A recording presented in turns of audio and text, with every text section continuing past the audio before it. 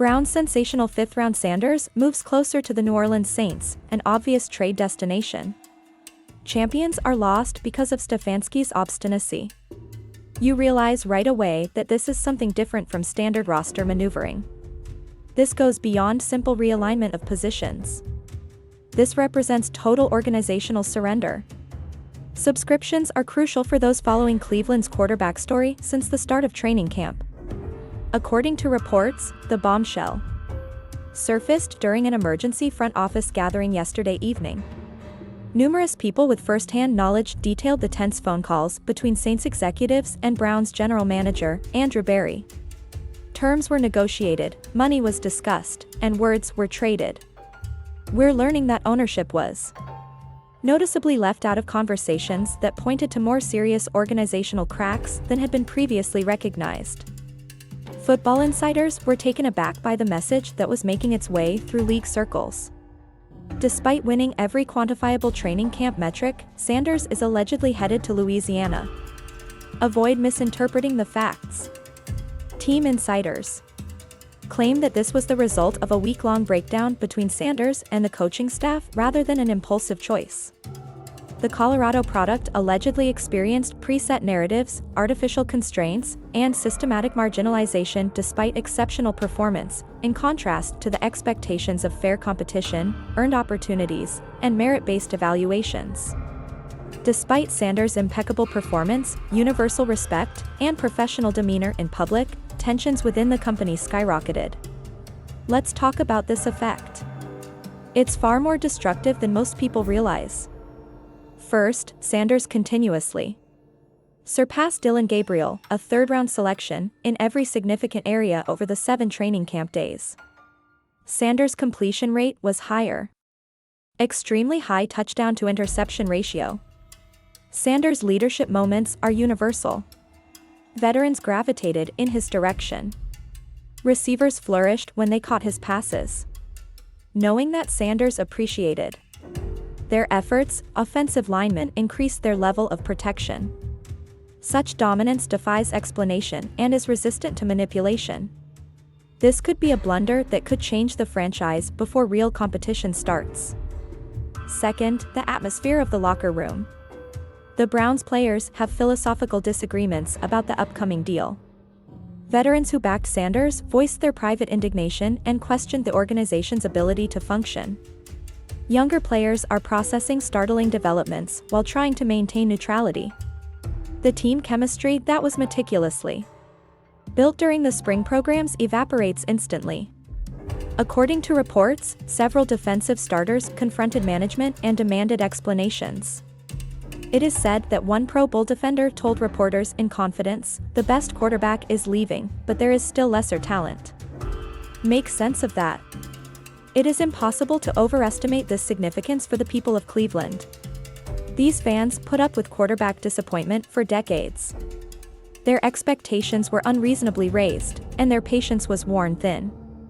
They are currently witnessing the early departure of another generational talent. Here's where complications intensify.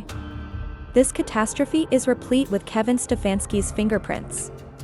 According to sources, the head coach steadfastly refused to promote Sanders in spite of the overwhelming evidence in favor of doing so. Stefanski allegedly maintained that Gabriel represented system fit despite statistical evidence suggesting otherwise.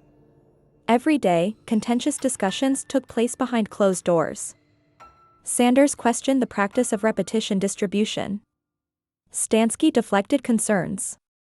Sanders requested first-team opportunities. Stefanski cited the developmental timeline. Sanders demonstrated superiority consistently. Stefanski remained unmoved. We're hearing the final confrontation occurred Thursday evening. Sanders directly challenged the coach's evaluation process. Stefanski supposedly responded dismissively. That interaction sealed Sanders' Cleveland's fate. This transcends quarterback evaluation individually. This represents the Cleveland Browns' cultural failure comprehensively. People familiar with the situation suggest Berry advocated retaining Sanders, recognizing transcendent talent. Coaching staff unanimously opposed, preferring controllable mediocrity over threatening excellence. Ownership abstained from intervention, creating a leadership vacuum. Front office belief collided with coaching resistance. Talent evaluation met predetermined bias.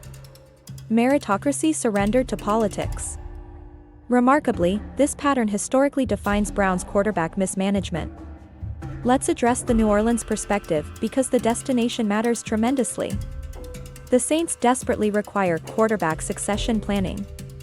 Derek Carr approaches career twilight despite respectable production. Organizations seek a developmentally prospective person approach possessing immediate contribution capability.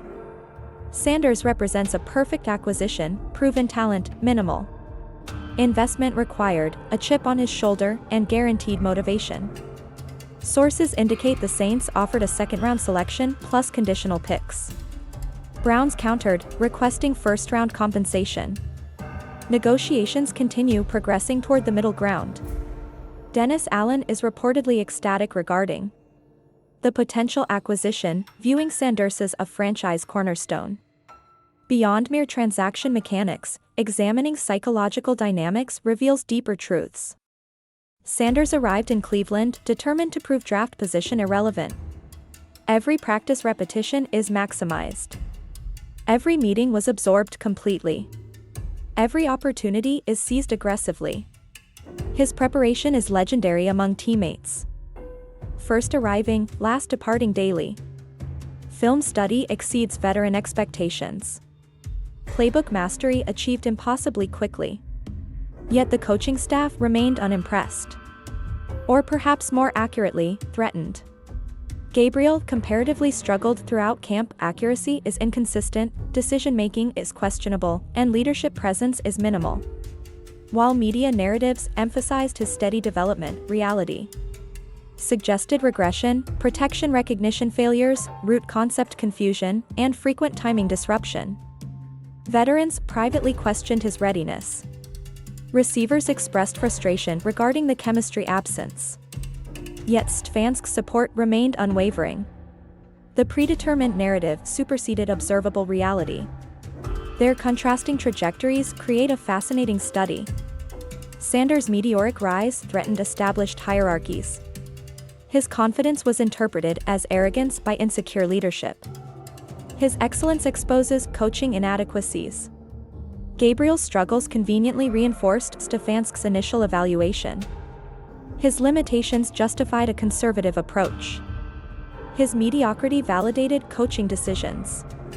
Perhaps the most revealing indicator is practice footage. Sanders creating explosive plays became routine. Gabriel managing competent drives was considered a victory. These disparities in performance led to awkward queries. Stefanski advised against assuming a simple answer going ahead. Despite momentum, trade talks are still open. According to reports, Sanders' representation is calling for an acceleration of roster bonuses. Browns is adamant on injury protection provisions. Saints are carefully considering offset phrasing. When there is mutual interest, such things usually come to a swift conclusion. The likelihood of a transaction increases with each hour that goes by. Every conference ends with advancements. Every discussion advances the resolution. According to league insiders, an announcement could be made in as little as 48 hours. Sanders himself celebrates emancipation in private while being silent in public.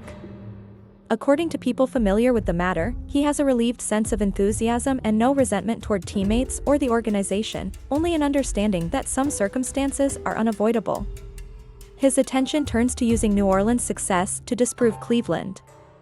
Every slight is recalled, every snub is noted, and every slight inspires future greatness. The Saints are getting more than just a gifted quarterback. Their investment is being validated by the motivated warriors they are receiving. The league's paradigms for evaluating quarterbacks are altered by this circumstance. Organizations are now looking into political factors, preconceived preferences, and coaching biases. Each team asks itself in private if judgments are influenced by coach comfort or talent identification. Every front office is assessing the balance of power. Stefanski's stubbornness can be interpreted as either a fatal error of judgment or a principled stance. There is no compromise. Those who release transcendent quarterbacks too soon are harshly judged by history. Remember what makes this story so captivating. Consequences are coming quickly. The Steelers are led by Burrow Jackson in the AFC North. The Browns built a defense worthy of a championship in anticipation of strong quarterback play. Rather, poor organizational performance could hurt a team's chances of making the playoffs. Rivals in the division have a private celebration. Being aware of Gabriel's limitations, defensive coordinators modify their plans. No pressure there, is there? The scenario is composed of. Brown frantically explains an unusual decision while stumbling. Publicly, veterans are questioning leadership. Outside the venue, fans are staging protests. The media is calling for answers and accountability. Season ticket buyers are threatening to cancel. Sponsors privately voicing their concerns. Simply put, a building and one company are spectacularly destroying themselves. Is damage control effective? Beware of previews.it is only the first blast in a continuing disaster. After yesterday's practice fiasco, trade talks picked up speed. Sanders' touchdown clinic during the last team period was overshadowed by Gabriel's effort, which was full of interceptions. To minimize the Stefanski ignored Sanders' dominance and praised Gabriel's teaching moments. Players took note. The media took note. The front desk noticed. According to reports, Barry got in touch with the Saints right away, identifying the unworkable condition and finding a solution. The discussion went on for hours. Many terms were covered. A provisional framework was constructed. Mutual advantage is understood by both entities. Controversy is resolved when the Saints acquire the Browns' franchise quarterback. Shedeur continues to have financial ramifications. The value of Sanders' rookie contract is astounding. There are still 4 years left at full round pay. In essence, the Saints are taking advantage of a potential superstar at a reduced cost. The Browns are selling away cost-controlled talent while keeping dead money from Watson's albatross contract. One CEO estimated that Cleveland may forfeit $100 million in future value due to a hasty decision. A lottery ticket that had already been scratched to disclose the jackpot was given to another suggested Saints. Organizations that prioritize politics above performance are embarrassed by such mathematics. Cultural repercussions are more significant than economic ones. Brown's locker room is irrevocably breaking. Veterans who backed Sanders questioned if politics dictated results and whether effort mattered. Younger players are being taught risky lessons. Talent is not as important as relationships. Predetermined narratives are more important than work ethic. Superiority poses a greater threat than mediocrity. From within, these cultural poisons ruin organizations. It can take years or even decades to recover. Cleveland is currently getting closer to that edge. Uncomfortable inspection accompanies increased attention. Brown's decision-making process is being examined by national analysts. The competence of the organization is being questioned by former executives. Present coaches are secretly appreciative of escaping such dysfunction. Twitter is going crazy with disbelief. Analysis of practice footage by YouTube creators shows a clear advantage. Systematic bias is documented in Reddit debates. A whole ecosystem was now centered on Brown's incapacity. Simply put, one former general manager tweeted, "Poverty franchise gun of poverty," a harsh yet correct analysis of the implications for competition. Think about divisional dynamics. Cleveland's decision is said to have shocked Bengals and Ravens management. Pittsburgh's general office is said to be ecstatic about the division's top quarterbacks. The Browns have better skills, but they are going with a worse alternative. In response, defensive coordinators modify their game plans. Blitz packages are growing as more people become aware of Gabriel's difficulties with protection recognition. Coverage plans are becoming more aware of Gabriel's arm constraints. Cleveland's self-inflicted injury is advantageous to all of its opponents. Analyze historical parallel scenarios. Breeze was released by the Chargers before the Saints era. Rodgers is available, but the Packers choose Love. The Buccaneers are leaving the test early. Every team expressed regret for the poor quarterback management. Fans eventually recalled the continuous reminders from the media. Legacy tarnishes forever. The Browns are on the verge of a comparable historical humiliation. The distinction. Despite the abundant evidence to the contrary, this error still happens. It's organizational malpractice rather than an evaluation error. The Saints' viewpoint becomes more enthusiastic. Allegedly, Allen called Sanders directly to convey his joy about the alliance. Pete Carmichael, the offensive coordinator, is revamping plans to optimize Sanders' dual-threat capabilities. The recipients group is secretly relishing the impending upgrade. According to reports, even cars that help succession planning are advantageous to all parties. New Orleans is fostering a friendly atmosphere that guarantees Sanders' success right away. Compare that to the toxic dynamics in Cleveland. Implications for the entire league go beyond the immediate deal. When other companies realize Cleveland's disarray, they start looking for talented backups. Trade demands could rise in other places. It becomes crucial for agents to advise clients on organizational evaluation. While some franchises destroy talent, others create champions. Cleveland has solidly established itself among the latter group. Future free. Agents taking close notes. Prospects are trying to escape a similar fate in the draft. Every year, the reputational harm gets worse. Contractual details are gradually becoming apparent. According to early reports, second-round compensation was suggested. According to updated data, conditional selections based on Sanders' performance, as well as possibly a greater return on a late first-round selection, are possible. Sanders will be selected in the second round if he makes it to the Pro Bowl. The Saints will receive a third-round pick if they make it to the playoffs with Sanders starting. These escalators show that Cleveland recognizes Sanders' abilities despite his public persona to the contrary. They are aware of what they are losing. Still, they're doing it. Systematic failure is revealed by technical analysis. Documents from film studies. Sanders' superiority without a doubt. Cleaner for footwork. Reads more quickly. Arm more powerful. Superior accuracy. The decision was made. Leadership is clear. Sanders is greatly favored by every quantifiable metric. For some reason, Gabriel is still Stefanski's favorite. Either professional judgment was overruled by personal bias, or the coaching evaluation went horribly wrong. Neither explanation passes close examination. Both call for responsibility. Over time, the media apparatus functions. Conflicting sources are being cultivated by local reporters. Incremental updates from national insiders. Experienced viewpoints from former players. Everyone agrees. Cleveland is squandering a generational chance. The plots develop on their own. Browns being Browns. The factory of grief keeps on producing. Another QB disaster. These kinds of stories end up being self-fulfilling. Dysfunctional organizations tend to invite dysfunction. Talented people stay away from harmful environments. There is no end to cycles. Because resolution is coming quickly, remain alert.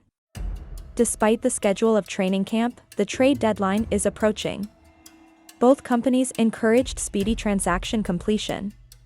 The Saints started getting ready to integrate Sanders right away. The Browns urgently need a narrative shift before the season starts. When news officially breaks, an announcement could be made at any time. Cleveland explodes as expected. Supporters want explanations. Access is demanded by the media. Players ask for an explanation. For ownership, scapegoats are required. There is utter chaos. Will the organization get back on its feet? History says otherwise. Quarterback errors have a compounding effect. Credibility as a coach quickly vanishes. Authority in the front office is permanently undermined. Player confidence vanishes. Cultural decay spreads quickly. The championship windows end early. These repercussions occur whether they are recognized or not. Cleveland is opting for ignorance. It seems that Sanders' Saints career starts before Brown's story is over. Irony makes suffering worse. Whereas failure lingers in Cleveland forever, success comes instantly elsewhere. Rivals in the division gain a great deal. Opponents of the conference discreetly celebrate. League observers meticulously record. Another chapter from Brown's encyclopedia of dysfunction. In a similar situation, the previous organization eventually fired everyone. It's unclear if Cleveland will learn from its past or repeat it. Lastly, perspective is really important. This goes beyond football transactions and into the realm of organizational ideology. Excellence put traditional power structures in jeopardy. The coaching authority was challenged by talent. Success upended established narratives. Instead of striving for greatness, Cleveland settled for cozy mediocrity. Franchises are permanently defined by the ruling. Winners relentlessly maximize skill. Losers fiercely guard their egos. The Browns made their identity known for sure. Sanders was worthy of better. Cleveland was entitled to better. Football was worthy of better. Instead, dysfunction always wins out. Saints gain a great deal. Browns endure unending suffering. Failure is made possible by Barry's compliance. The lack of ownership ensures recurrence. The cycle keeps going without stopping. Another gifted quarterback eludes the toxic environment of Cleveland. The arrival of a new season is disappointing.